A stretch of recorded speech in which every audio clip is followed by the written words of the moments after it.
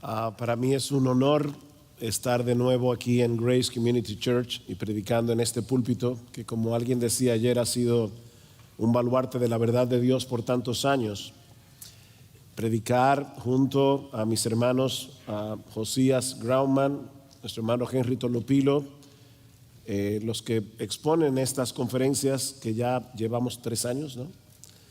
El pastor John MacArthur, obviamente, la noche de anoche. Y en esta ocasión, con la alegría adicional de tener a Don Evis Carballosa. Yo no voy a revelar su edad, pero cuando yo tenía 19 años, entré a estudiar en el seminario en el mismo año en que Don Evis Carballosa entraba a ser rector. O sea, yo era un joven inocente y ya él era famoso. Pero ciertamente a través de los años ha sido un gozo y una inspiración ver a Don Evis Carballosa sirviendo a Cristo a lo largo de tantos años. Y le decía, bueno, reiteradas veces le he dicho en esta conferencia que para mí ha sido un placer y un gozo volverle a ver. Teníamos algunos añitos que no nos veíamos. Una cosa más, le dije al hermano Michael Mahoney que le iba a amonestar públicamente, porque ayer saludó a todo el mundo menos a los dominicanos. Me imagino, hay dominicanos aquí en esta conferencia. ¿Ve, hermano? Hay dominicanos. No, hasta en Alaska hay una comunidad de dominicanos, así que supongo que aquí en California tiene que haber algunos. Es un verdadero gozo, de verdad, poder exponer en esta mañana el tema que nos corresponde exponer en esta cumbre acerca de la doctrina de las Escrituras. Y les pido por favor que vayan conmigo al Salmo 19,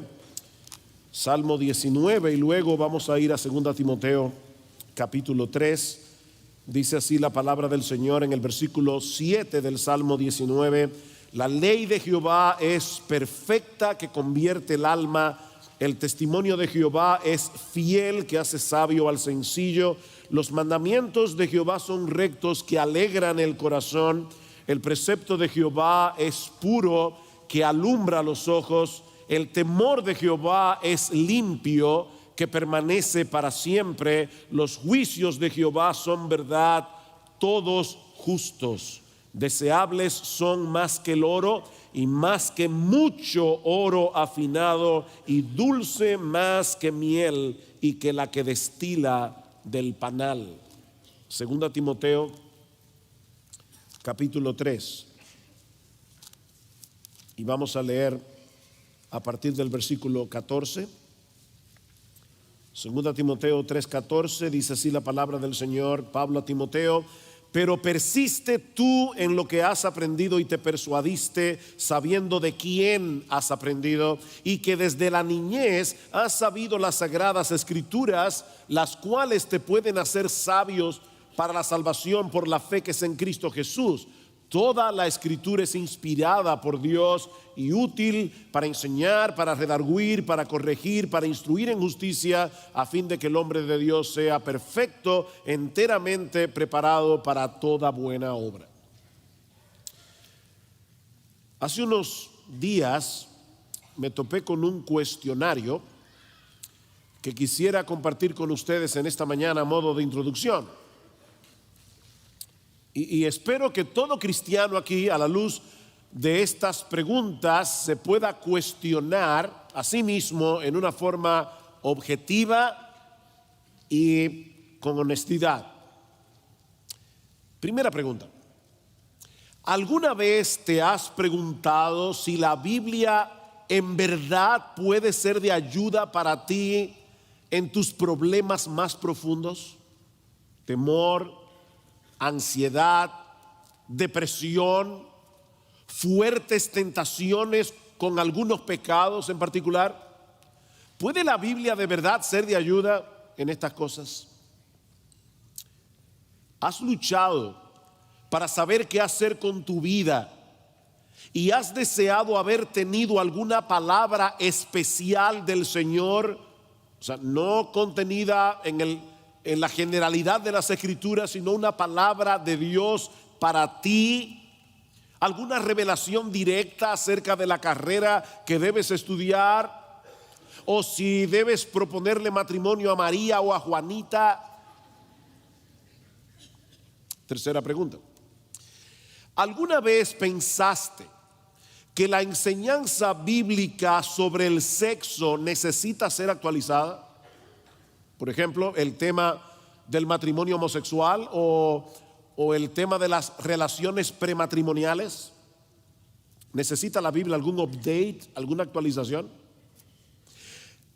¿Alguna vez quisiste eliminar algo para hacer que la Biblia fuera más agradable, para hacer que la Biblia fuera más potable para los incrédulos, como el tema del infierno o cuando Dios ordenó a Saúl matar a todos los amalecitas?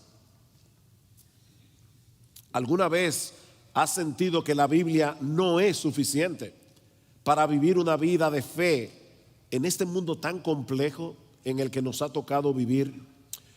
Bueno, si tú puedes responder que sí a cualquiera de estas preguntas, entonces estás batallando con el tema de la suficiencia de las Escrituras, dice Kevin DeYoung, que es el autor de este cuestionario.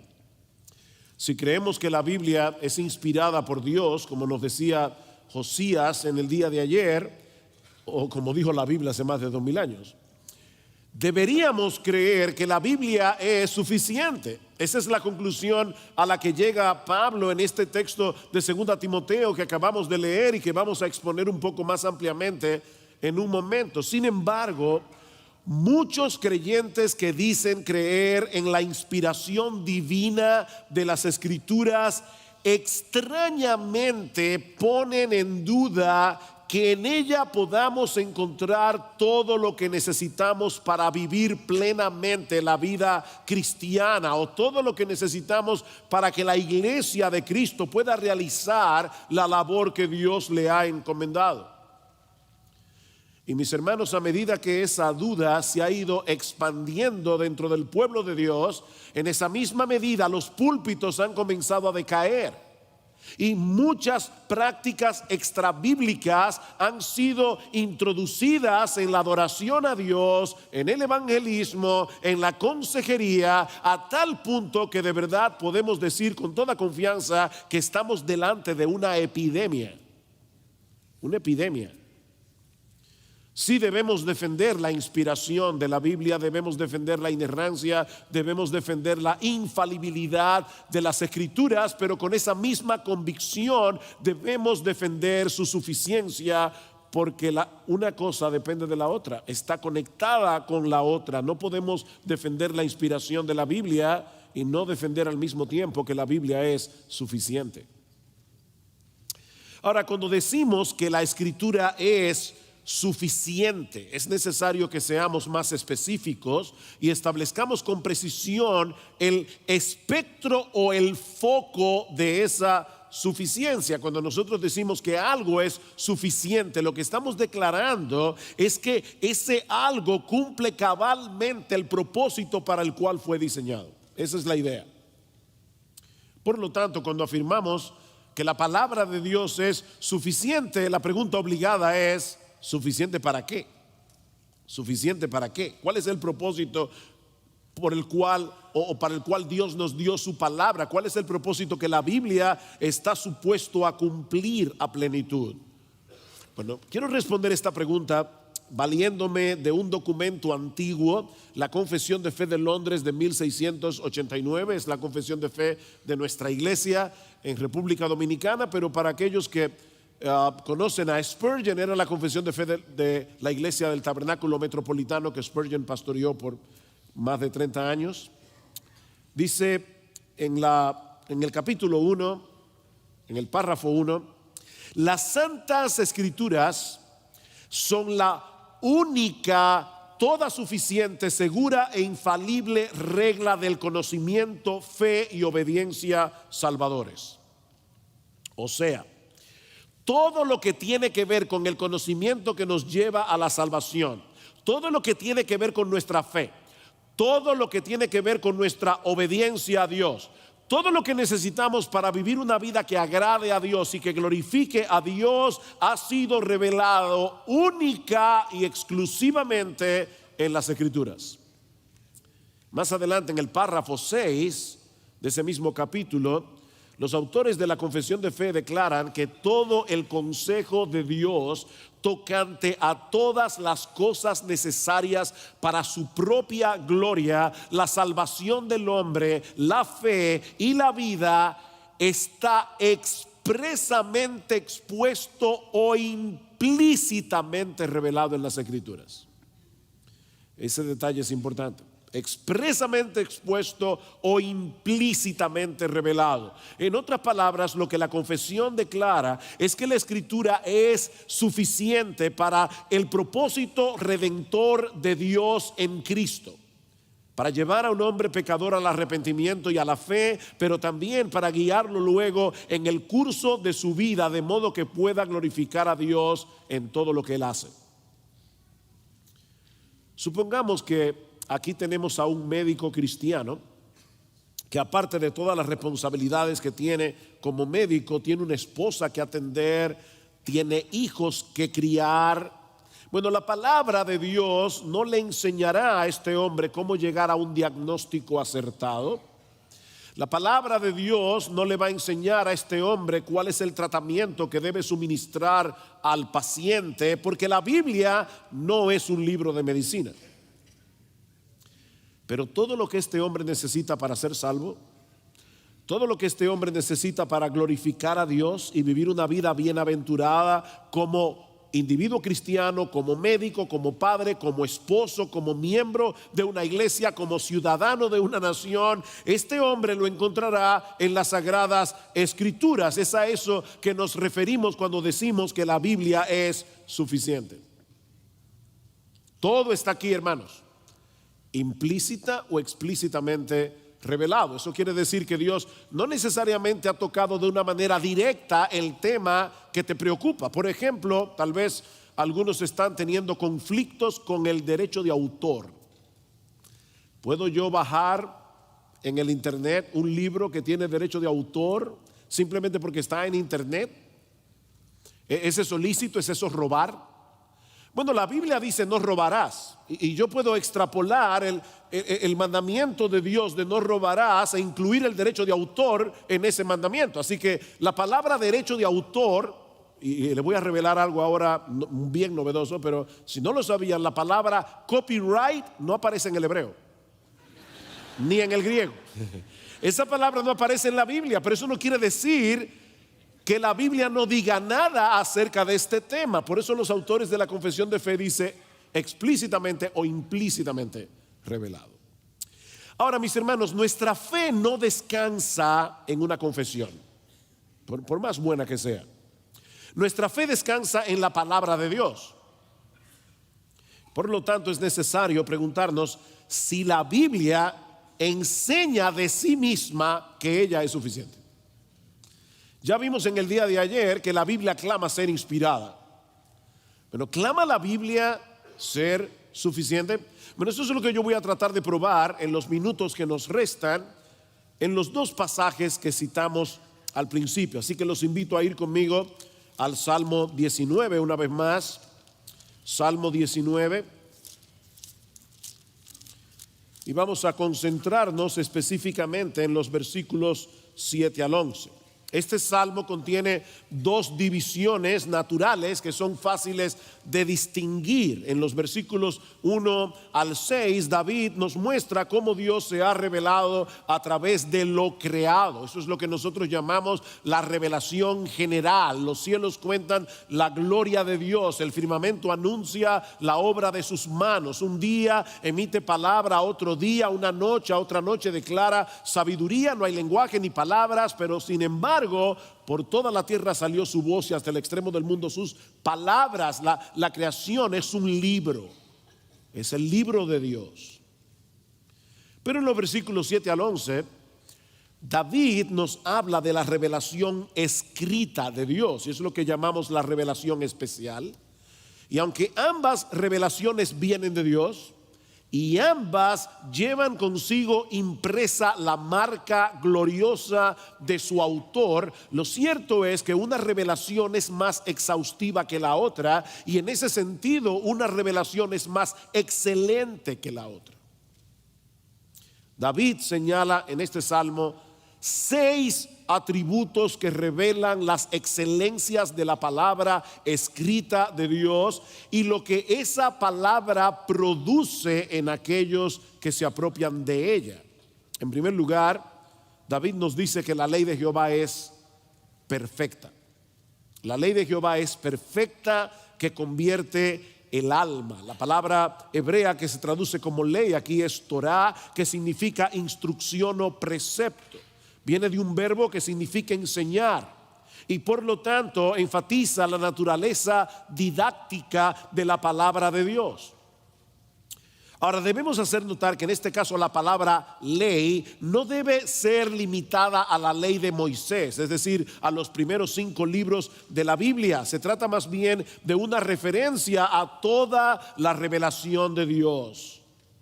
Ese es el contraste que David presenta en el Salmo, como hemos visto ya, entre la revelación general y la revelación especial. ¿Y qué dice David acerca de esta revelación escrita que tenemos en las Escrituras? Bueno, David señala que es perfecta, perfecta. Y esta palabra podríamos traducirla también completa, exhaustiva, suficiente. La idea es que cubre todos los aspectos de un asunto. El comentarista Albert Barnes dice lo siguiente: el significado de perfecto es que no carece de nada para estar completa, nada para que pueda ser lo que ella debe ser. Es una revelación completa de verdad divina, es una regla completa de conducta. No hay nada allí que guíe a los hombres al error o al pecado. No hay nada que sea esencial para el hombre conocer que no pueda ser encontrado allí. Es perfecta.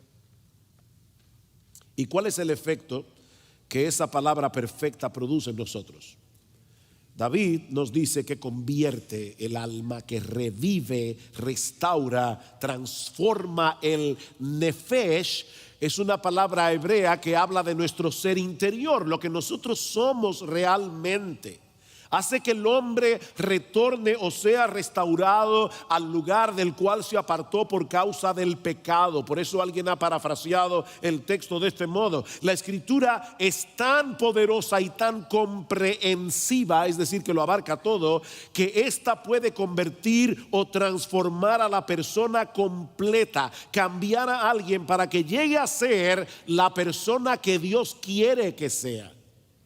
La palabra de Dios puede hacer eso. Y de hecho solo la palabra de Dios puede hacer eso en la vida de un hombre, porque solo la palabra de Dios es perfecta. En segundo lugar, David nos dice en la segunda mitad del versículo 7 que la palabra de Dios es un testimonio fiel. Es un testimonio fiel, y esta palabra señala algo que es digno de confianza, algo en lo que podemos descansar con toda seguridad. Yo tengo la práctica en mi devocional personal que siempre leo algún libro. Yo soy de los que se despiertan poco a poco, soy diésel. Hay gente que se despiertan inmediato, están despiertos. Yo necesito tomarme un café, y en lo que me tomo el café leo algún buen libro devocional y luego leo mi Biblia. Ya estoy lo suficientemente despierto. Cuando yo paso del libro a la Biblia, y no importa de quién es el libro, yo siento una tranquilidad, porque sé que no tengo que estar filtrando nada. Siempre que tú leas a un ser humano tienes que filtrar. Tienes que tener la Biblia delante de tus ojos para examinarlo todo y retener lo bueno. Bueno, en la palabra de Dios no tenemos que tener filtro, porque todo lo que dice allí es un testimonio fiel de la verdad de Dios. No hay nada allí que examinar que no sea para entender lo que allí dice, no para saber si es verdad o no es verdad. No, todo lo que allí dice es verdad.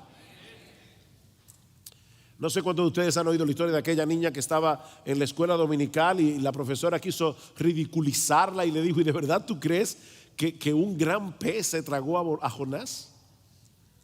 Eso es absurdo. Y sobre todo porque decimos la ballena se tragó a Jonás. Las ballenas tienen una tráquea muy estrecha, un hombre no cabe por ahí, dicen algunos. Yo nunca he medido eso, pero lo cierto es que la niña le respondió a la profesora: bueno, yo creo que ciertamente un gran pez se tragó a Jonás porque la Biblia lo dice, y si la Biblia dijera que ella se tragó a la ballena, también lo creería. Es la palabra de Dios. Todo lo que ahí dice es verdad. La palabra de Dios es un testigo fidedigno de la verdad. Es un testigo confiable de quién es Dios, de lo que Él hace, ha hecho y hará a favor nuestro, de su voluntad para nuestras vidas. Nosotros podemos construir el edificio de nuestra existencia sobre ese fundamento, porque es estable, es sólido, es inamovible. Esa es la idea que David nos transmite aquí. ¿Y cuál es el efecto que ese testimonio seguro produce en nosotros? David dice: hace sabio al sencillo. Hace sabio al sencillo. La palabra que se traduce aquí como sencillo significa una puerta abierta, y señala en el texto a ese individuo sin discernimiento, crédulo, que no sabe cuándo cerrar las puertas de su mente a las enseñanzas falsas y erróneas. Bueno, la palabra de Dios puede tomar a un hombre así y volverlo sabio, si se apropia de la palabra de Dios. Puede tomar un hombre sencillo y hacerlo sabio. La palabra de Dios posee no solamente la información correcta para que este hombre sepa cuál es la verdad y diferenciarla del error, sino también cómo él puede usar esa información en el momento preciso para vivir una vida piadosa delante de Dios y de los hombres.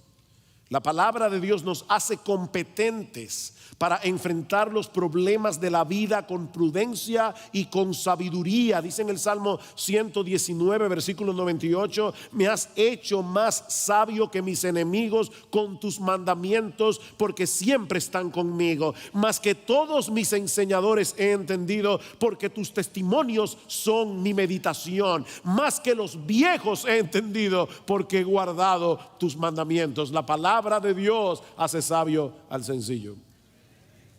En tercer lugar, David nos dice en el versículo 8 que los mandamientos de Jehová son rectos, que alegran el corazón. No solo son rectos porque fueron establecidos por una autoridad legítima, es decir, la autoridad de Dios, sino que son rectos y justos en sí mismos.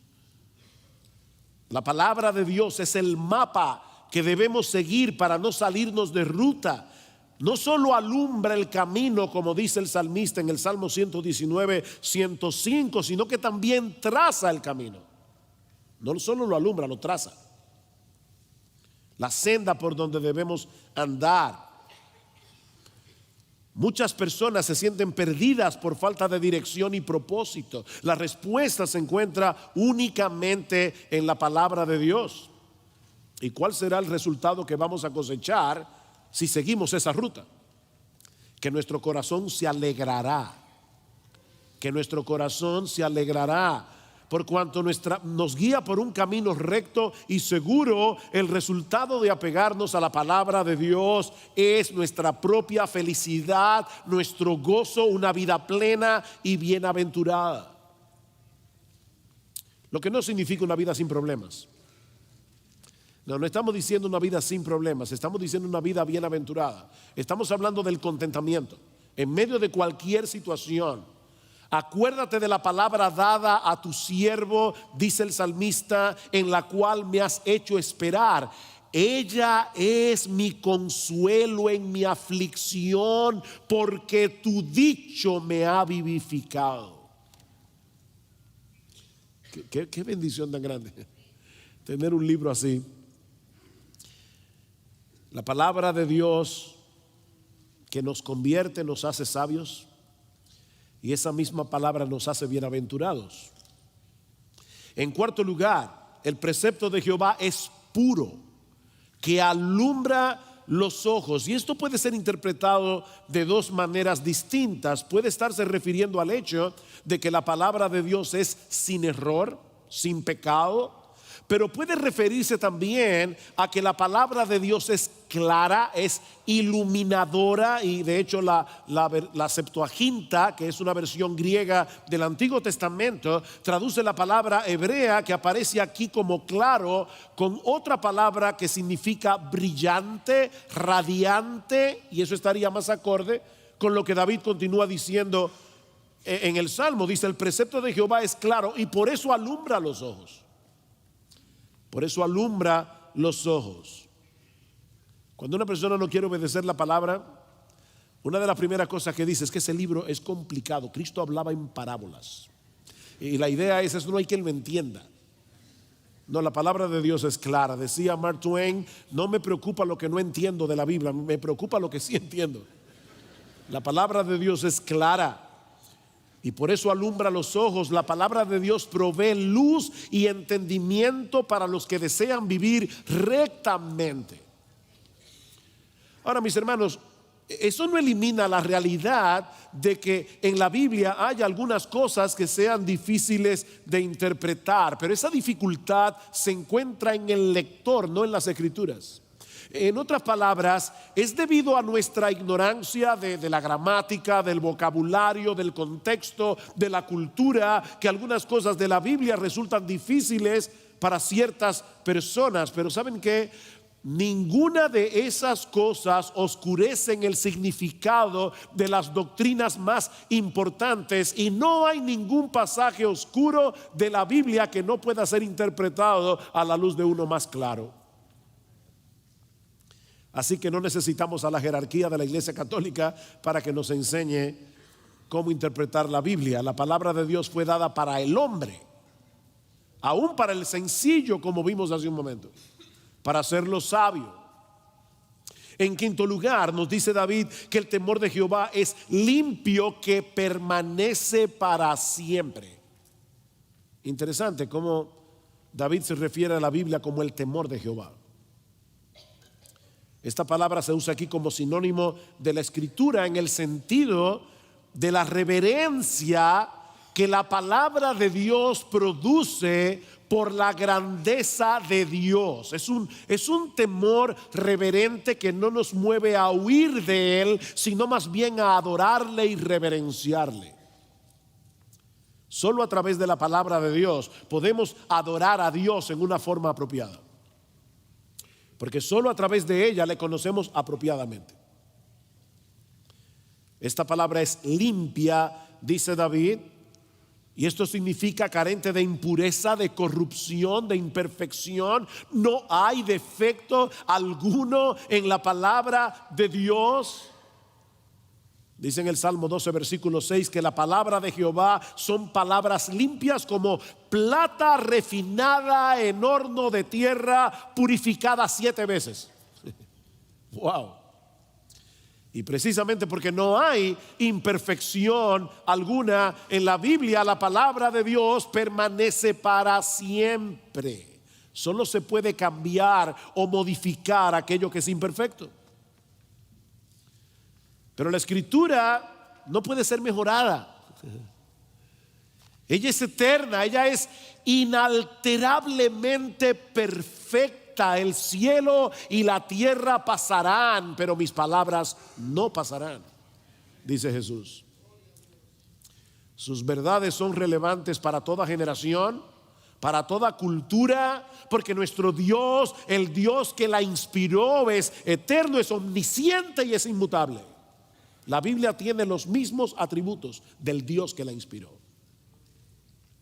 En sexto lugar, David nos dice que los juicios de Jehová son verdad, todos justos. Todos justos. Y lo que el salmista está diciendo aquí al usar la palabra juicio, no está hablando de castigo, está hablando del veredicto de Dios sobre todas las cosas. ¿Han oído ustedes cuando se habla de alguien que tiene buen juicio? Es que piensa correctamente, tiene buen juicio. Bueno, los juicios de Jehová son verdad. Los veredictos de Dios con respecto a todas las cosas son conforme a la verdad y conforme a la justicia. Lo que Dios dice del hombre es lo que el hombre es. Lo que Dios dice acerca de este mundo es lo que este mundo es. Lo que Dios dice acerca de cómo debemos vivir la vida, así es que debemos vivir y no de otro modo.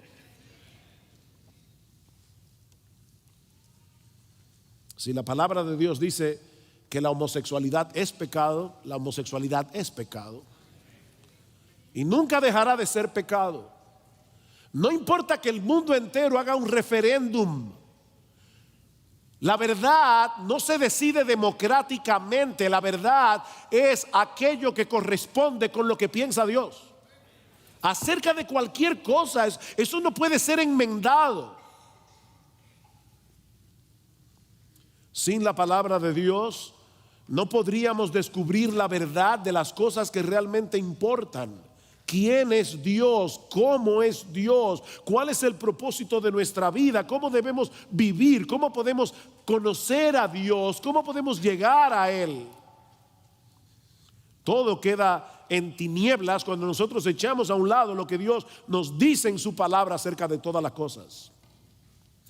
Por eso David concluye en el versículo 10 diciendo que precisamente porque la palabra de Dios es todo eso y la palabra de Dios hace todo eso, deseables son más que el oro y más que mucho oro afinado y dulces más que miel y que la que destila del panal.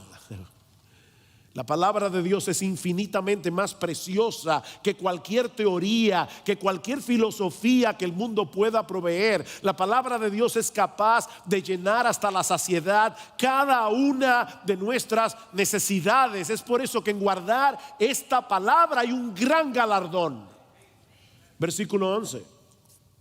Tu siervo es además amonestado con ellos, en guardarlos hay grande galardón. En el mero hecho de guardar la palabra hay un galardón.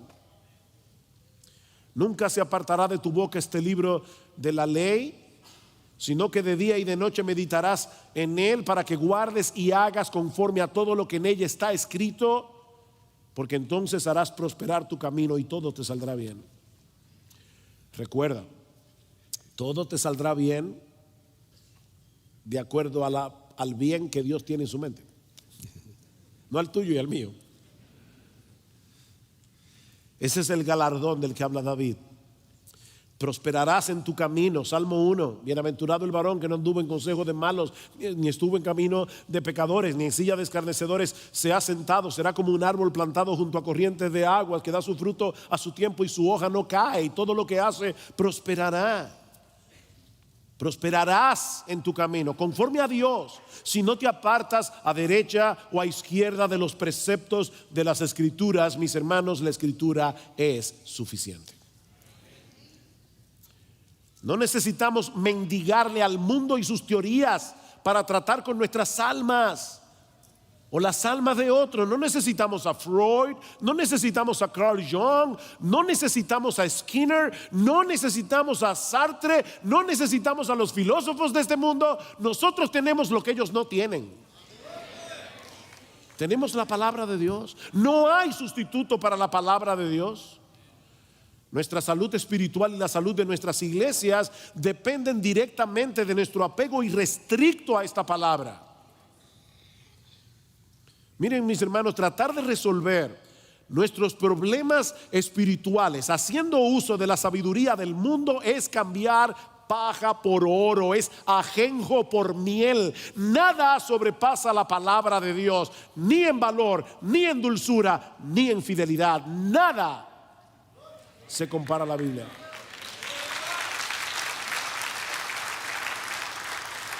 El otro texto que deseo considerar con ustedes es 2 Timoteo. 2 Timoteo capítulo 3. Y ya leímos hace un rato los versículos 14 al 17. Este es uno de los textos clave sobre la inspiración de las Escrituras, pero es crucial también en lo que respecta a la suficiencia de las Escrituras. Hay tres declaraciones aquí a las que yo deseo llamar vuestra atención. En primer lugar, Pablo dice en el versículo 15 que la Escritura es capaz de proveer aquella sabiduría que guía a la salvación. Dice a Timoteo, luego de haberle dicho, persiste tú en lo que has aprendido, Pablo está hablando aquí de los falsos maestros. Y por eso hay tres contrastes aquí, pero tú, versículo 10, versículo 15, capítulo 4, versículo 5, pero tú, hay un contraste. Timoteo, los falsos maestros van por el mundo engañando y siendo engañados, pero tú persiste en lo que aprendiste. Versículo 15, sabiendo de quién has aprendido y que desde la niñez has sabido las sagradas escrituras, las cuales te pueden hacer sabio para la salvación por la fe que es en Cristo Jesús.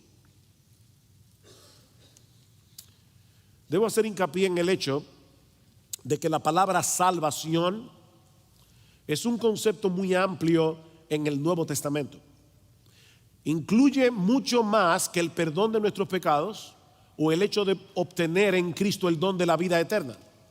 La palabra salvación es ser rescatados del pecado y todas sus consecuencias para poder cumplir el propósito para el cual fuimos creados. ¿Y cuál es el propósito para el cual fuimos creados? Glorificar a Dios y gozar de Él por siempre. Bueno, lo que Pablo dice aquí es que la Escritura nos provee la sabiduría y el conocimiento que necesitamos para tal cosa, para vivir de tal manera que Dios sea agradado y nuestras almas sean bendecidas. La Escritura es suficiente, Timoteo. La segunda declaración que apunta hacia la suficiencia la encontramos en el versículo 16. Dice, toda la Escritura es inspirada por Dios. No voy a entrar en eso, ya Josías lo explicó, y útil para enseñar, para redarguir, para corregir, para instruir en justicia. El término que la Reina de las Versiones traduce como útil significa beneficioso, ventajoso, apropiado para un fin.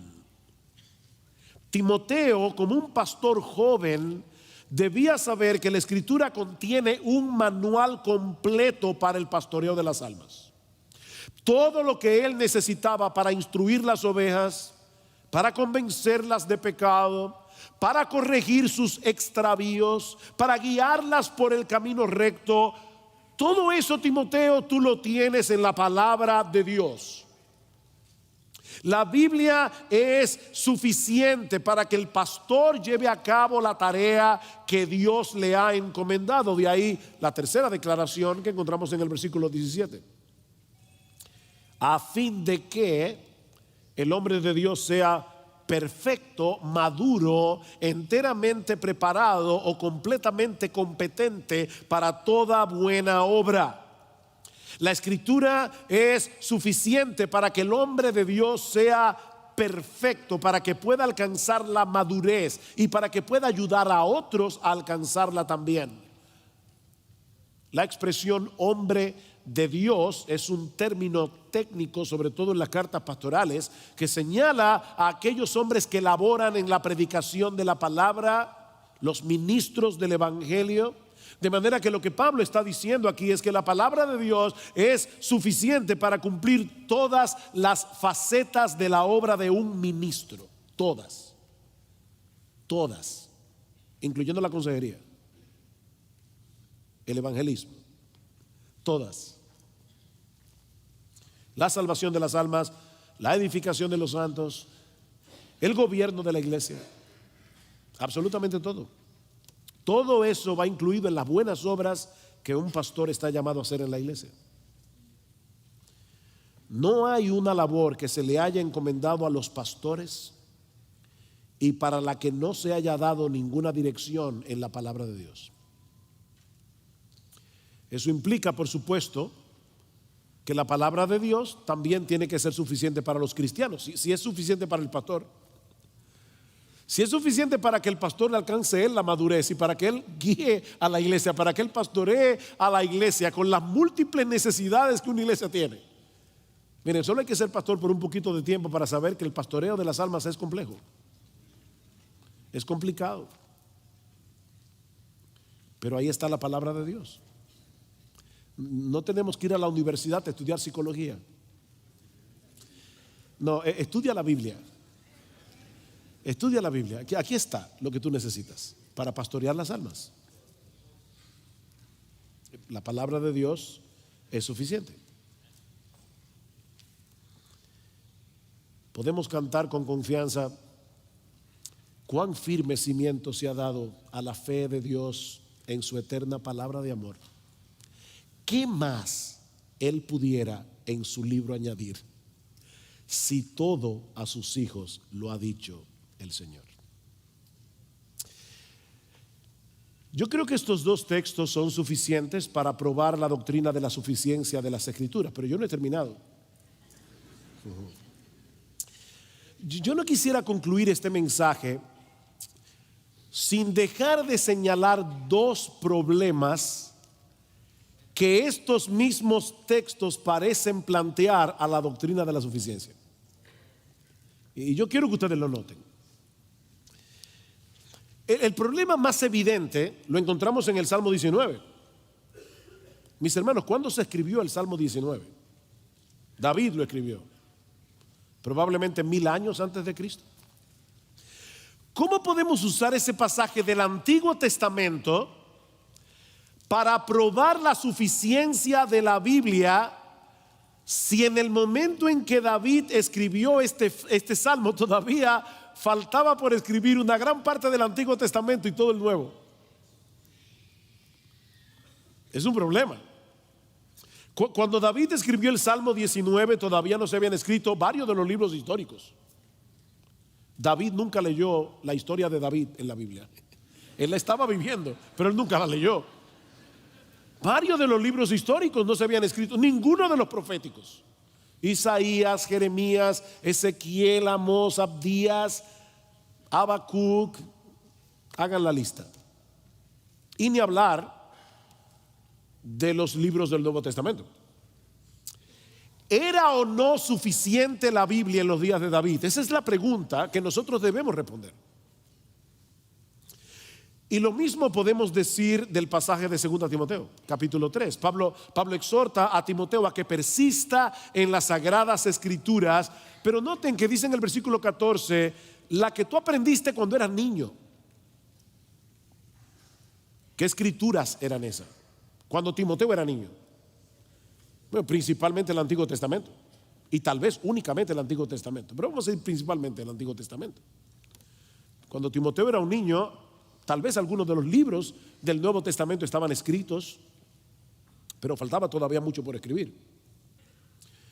De donde podemos deducir que cuando Pablo dice en los versículos 16 y 17, toda la escritura es inspirada por Dios, primordialmente Pablo se está refiriendo al Antiguo Testamento. Y de paso, pastores que están aquí, noten que hablando del Antiguo Testamento es que Pablo dice, las cuales te pueden hacer sabios para la salvación por la fe que es en Cristo Jesús. El Antiguo Testamento podía a un creyente del primer siglo o a una persona del primer siglo hacerla sabia para la salvación por la fe que es en Cristo Jesús.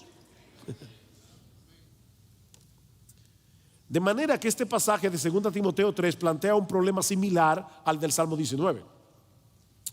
Podemos usar el Salmo 19 y 2 Timoteo 3 para probar la suficiencia de las Escrituras si la Escritura no estaba completa hasta que se escribieron todos los libros del Nuevo Testamento. Yo creo que el teólogo John Frame tiene razón cuando dice que la revelación dada por Dios en un momento particular de la historia redentora era suficiente para ese momento. A medida que Dios fue revelando para ese periodo específico.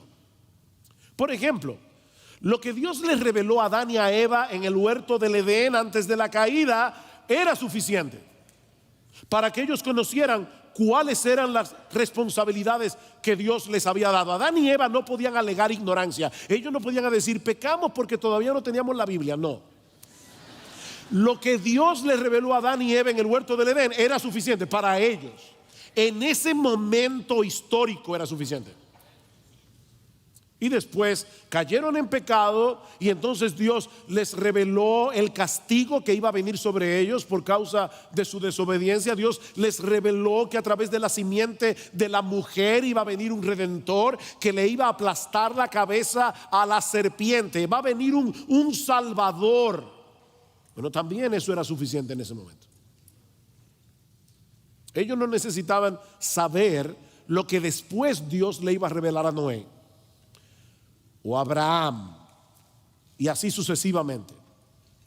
Así que la escritura siempre fue suficiente para el pueblo de Dios, para que pudiera conocer en cada generación cuáles eran sus deberes para con Dios y lo que ellos debían saber acerca del Redentor prometido para que pudieran poner la fe en Él.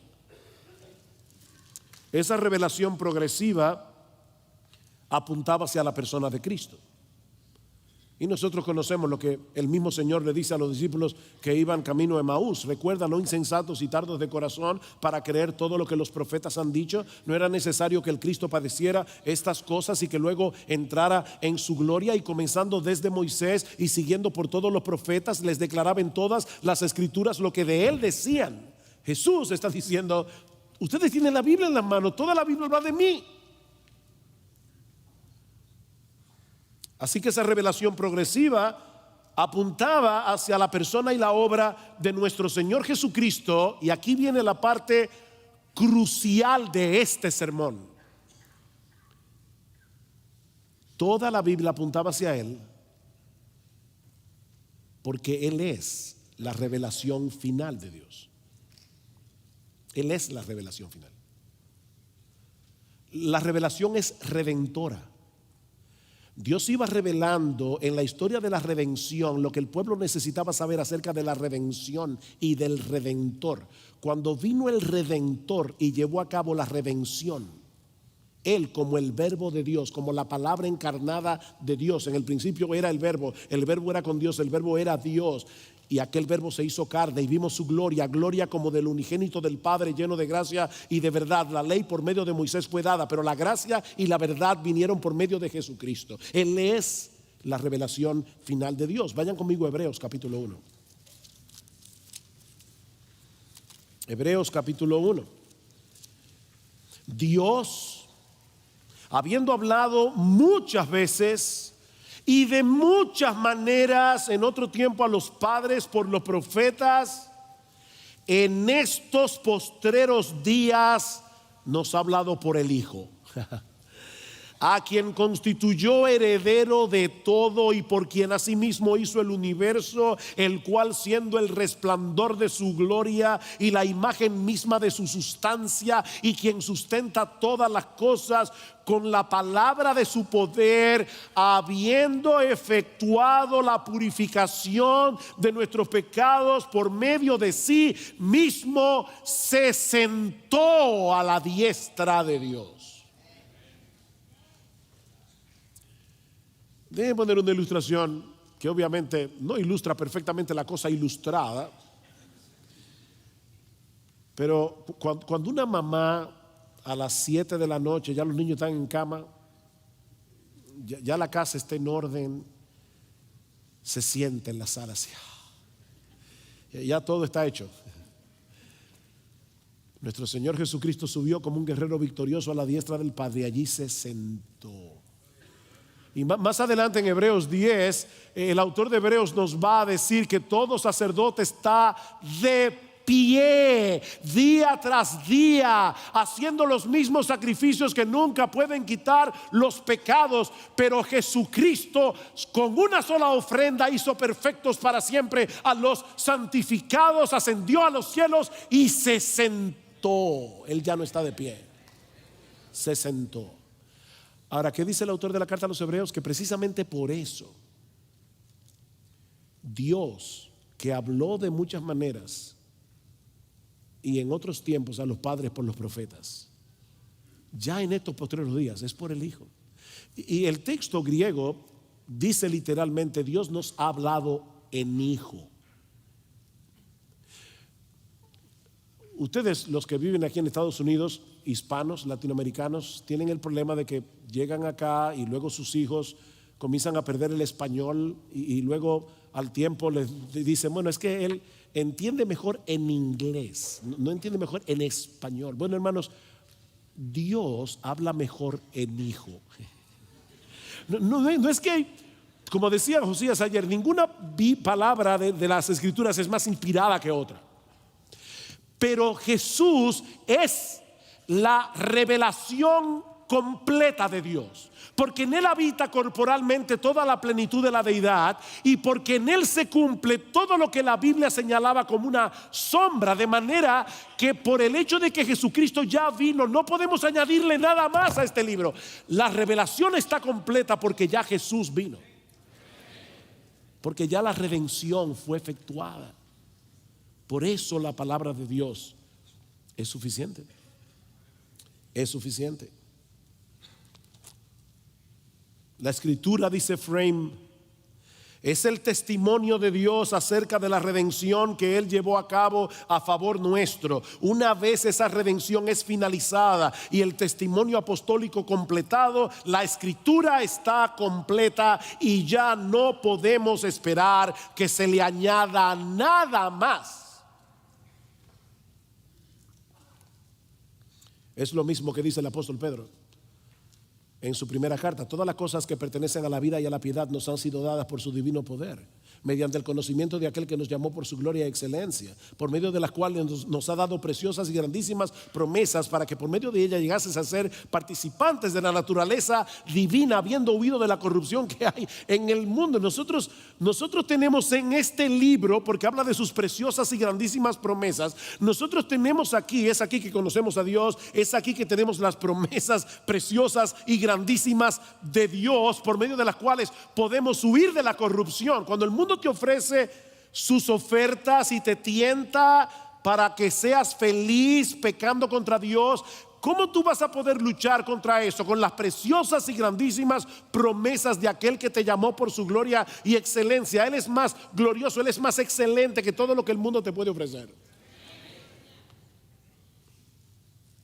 De manera que por la Biblia nosotros tenemos todo lo que necesitamos para la vida y para la piedad. Eso es lo que Pedro está diciendo.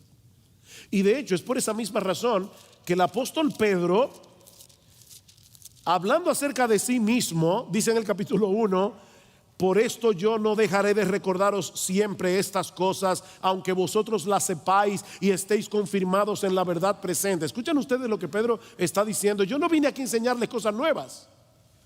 Le estoy hablando de cosas que ustedes ya saben, pero que necesitan recordar. Versículo 15: también yo procuraré con diligencia que después de mi partida vosotros podáis en todo momento tener memoria de estas cosas. Mis hermanos pastores que están aquí, ¿cuál es la función de los pastores y maestros de la verdad? No es enseñar cosas novedosas cada vez que vayan al púlpito.